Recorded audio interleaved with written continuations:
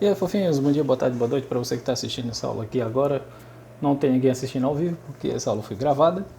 E aí, consequentemente, está todo mundo assistindo na depressão aí da sua ausência social obrigatória.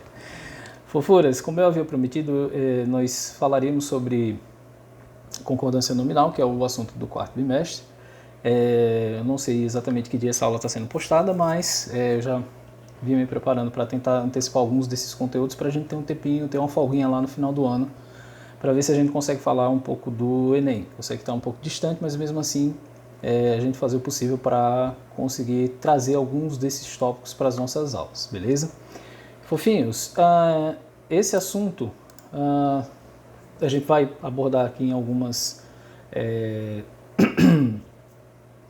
tópicos em específicos, porque, como eu já havia mencionado anteriormente, esse daqui é um dos assuntos que demanda bastante atenção, demanda várias revisões para que você consiga realmente compreender, e na verdade não é nem compreender, porque a compreensão é relativamente simples, é na verdade você absorver, porque é muita informação, mas não é um assunto complicado por si, mas é um assunto um tanto extenso e demanda essa necessidade de exercitar para que vocês consigam assimilar essas regras, tá?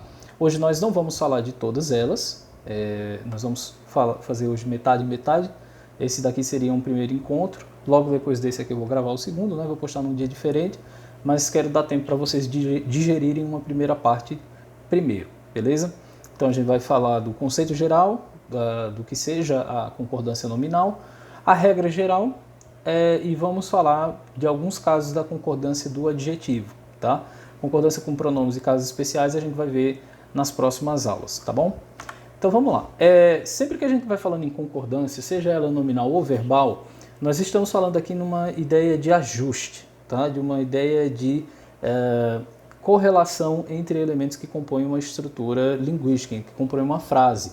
No caso das regras de concordância nominal, uma coisa que vocês estudam desde as séries iniciais refere-se à ideia de gênero e de número, né? A ideia do feminino, do masculino, do singular e do plural. Eu sei que tem em pauta aí algumas questões relacionadas a gênero, inclusive do ponto de vista linguístico agora, né? Por bandeiras levantadas pelo grupo LGBT em específico, extremamente válidas, diga-se de passagem, mas a gente não vai abordar essa discussão aqui, tá? Apesar de que faz parte, né? Mas eu confesso que eu ainda não estou preparado para sentar e discutir sobre isso, porque eu não conheço exatamente as reivindicações que eles têm feito em relação, por exemplo, à questão dos pronomes, né?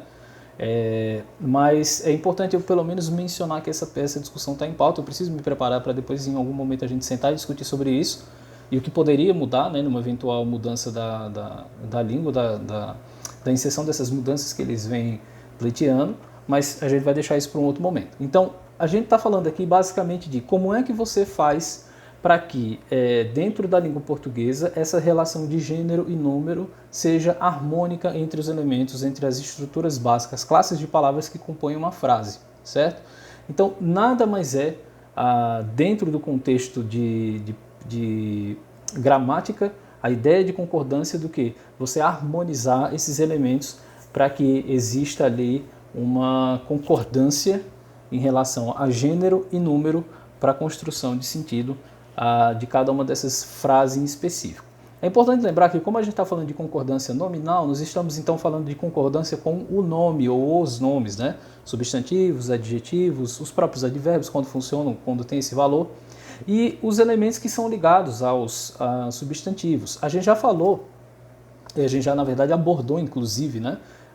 Quais são os determinantes da língua portuguesa, no caso os artigos, os adjetivos, os numerais, os pronomes adjetivos, né, que tem esse valor de adjetivo, as locuções adjetivas, os advérbios quando funcionam como nesse sentido.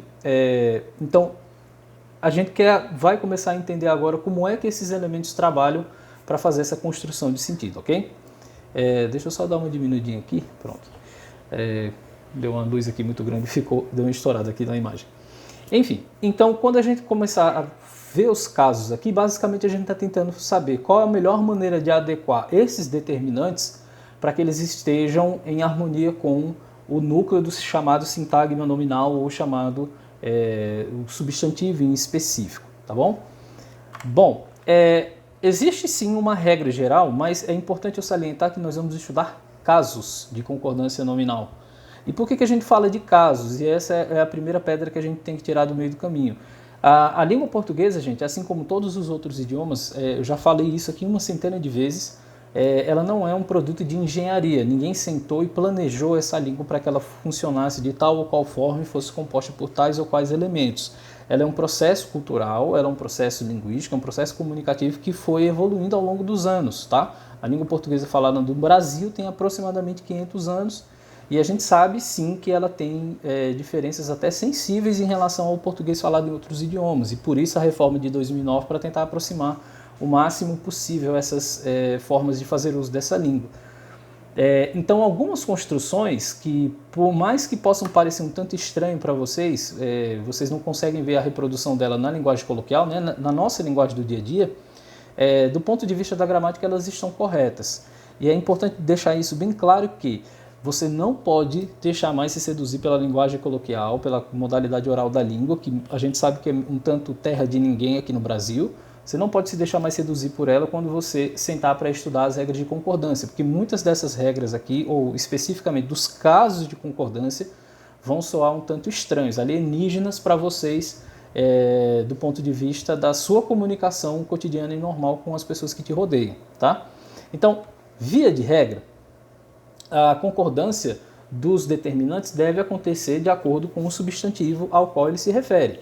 Então, se você tem um substantivo que se encontra no singular e é feminino, via de regra, os determinantes devem estar no singular e no feminino. E aqui, antes de falar dessa situação, é importante eu citar que o posicionamento desses determinantes em relação ao sujeito, às vezes ela pode alterar um pouquinho, inclusive, não só o sentido, mas também a própria concordância. A gente vai vendo isso aqui ao longo dos casos, mas é importante eu salientar isso, tá? Quando o determinante vem antes ou vem depois, dependendo da quantidade de determinantes que você tem, dependendo do tipo de nome que você tem, tá bom? Então, a regra geral de concordância diz que todos os determinantes devem harmonizar-se quanto ao gênero e ao número do substantivo. Então, o artigo, o numeral, o adjetivo e o pronome adjetivo concordam com o substantivo a que se referem em gênero e número.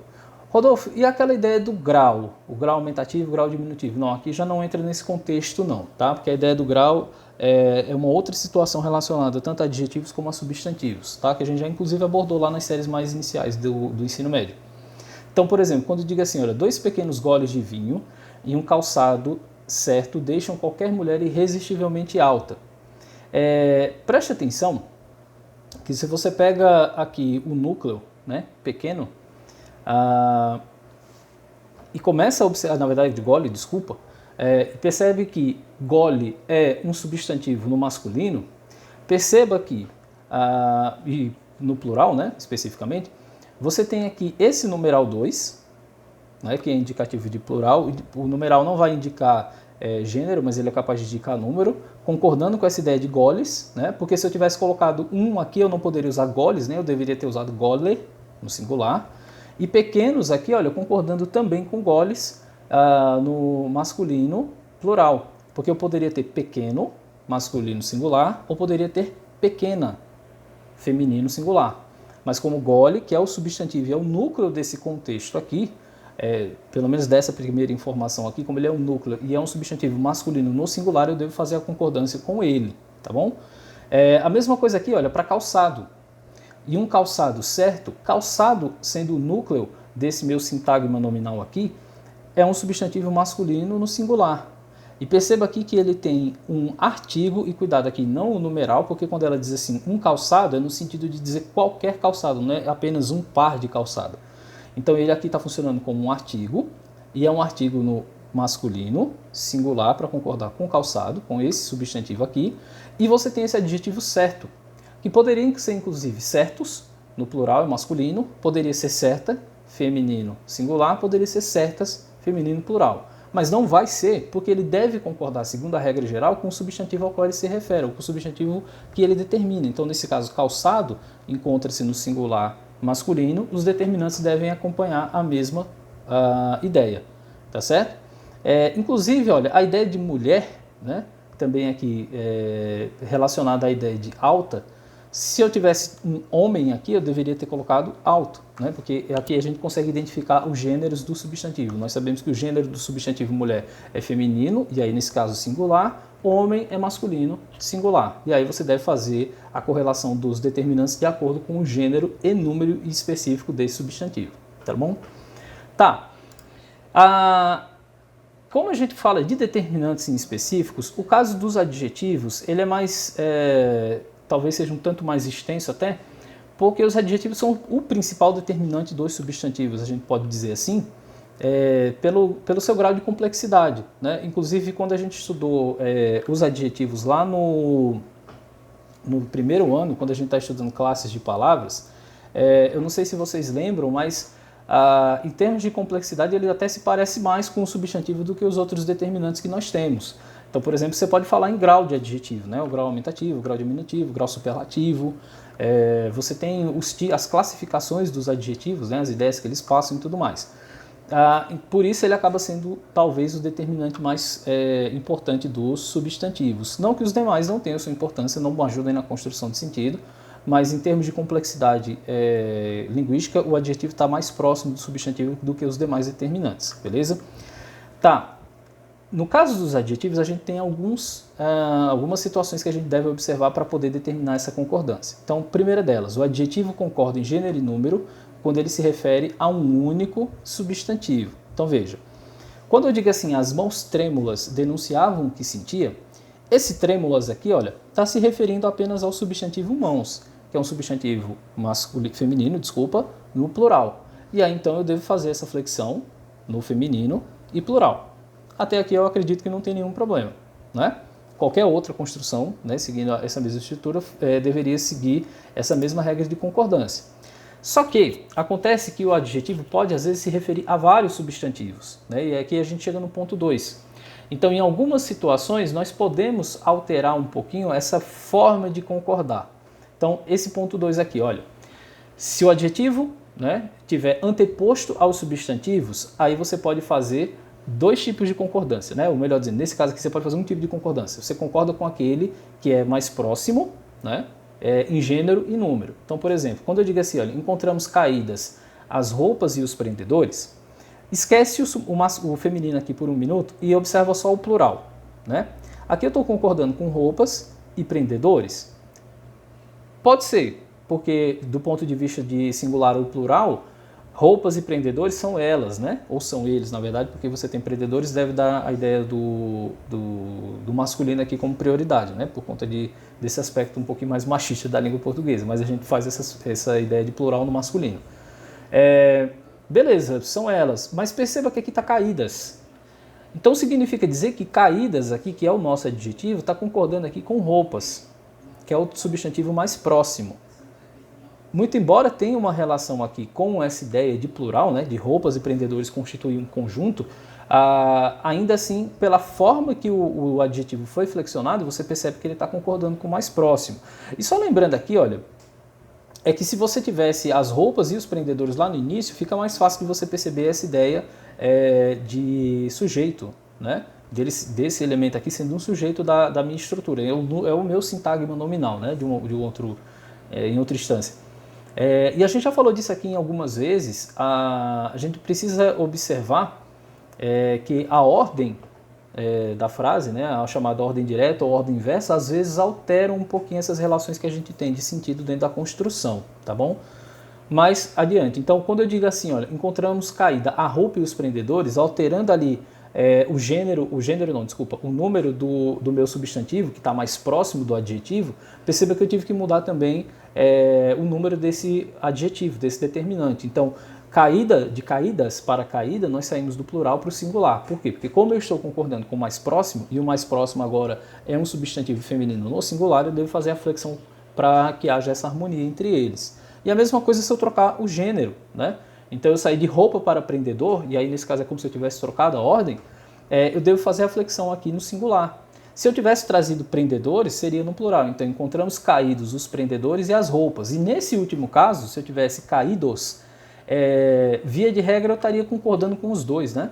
Com tanto roupas e prendedores ao mesmo tempo, porque eu tenho uma ideia um conjunto aí em que tem um elemento masculino e aí necessariamente eu deveria fazer o plural no masculino, tá? Mas aí a gente sabe que está, na verdade, concordando com o mais próximo, tá bom? Beleza. Isso quando o adjetivo está anteposto aos substantivos, ou seja, quando ele está antes, está aqui, o adjetivo anteposto a esses substantivos aqui. Você pode, né, ainda nessa situação, caso esses substantivos sejam nomes próprios ou de parentesco, você pode necessariamente fazer a concordância no plural. Perceba que daqui para cá, olha, eu tinha caídas e eu estou concordando com o mais próximo, e o mais próximo aqui está no plural, até aqui ok. Agora, quando eu tenho essa ideia de nome próprio ou a ideia de um parentesco, primos, irmãos, cunhados, filhos e coisas nesse sentido, aí necessariamente eu devo fazer essa ideia no plural. Então, as adoráveis Fernanda e Cláudia vieram me visitar. Porque se você coloca no sentido de a adorável Fernanda e Cláudia vem me visitar, e você é levado necessariamente a entender que o adjetivo mais está concordando com o mais próximo, percebe-se que você está dizendo que apenas Fernanda é adorável, né? E na maioria das vezes não é isso que você está dizendo, você está atribuindo essa característica aos dois. Então aqui, olha, quando você diz as adoráveis Fernanda e Cláudia, fica certo que esses dois substantivos aí que representam pessoas, né, Fernanda e Cláudia, estão sendo determinados pelo adjetivo adoráveis, beleza? A mesma coisa para o segundo caso, olha, encontrei os divertidos primos e primas na festa. Rodolfo, divertidos está concordando só com primos, né? Não, porque eu estou falando de primos e primas, e as duas palavras referem-se à ideia de parentesco. Então, nesse caso, e inclusive poderia ser outra, né? Primos e tios, por exemplo, né? As duas palavras dariam essa ideia de parentesco, e aí necessariamente você deve também fazer a concordância no plural, tá bom? Quando o seu adjetivo está pós-posto ao substantivo, ou seja, eu tenho uma ordem direta normalmente, o sujeito vem antes do verbo, vem antes do predicado em específico, né? E aí os determinantes, no caso, um dos determinantes está lá ao fim da frase, né? Ou está depois desse substantivo, aí você tem que observar a maneira como você vai flexionar. Então, primeira situação aqui, olha, o adjetivo concorda com o substantivo mais próximo ou com todos eles. Preste atenção que esse ou é o que realmente me preocupa quando vocês estão resolvendo as questões, porque é aqui em que muitas vezes vocês dão uma pequena escorregada, tá? Como assim, Rodolfo, uma escorregada? Quando a gente está falando de possibilidade de concordância, você pode escolher uma ou outra, as duas estão certas, certo?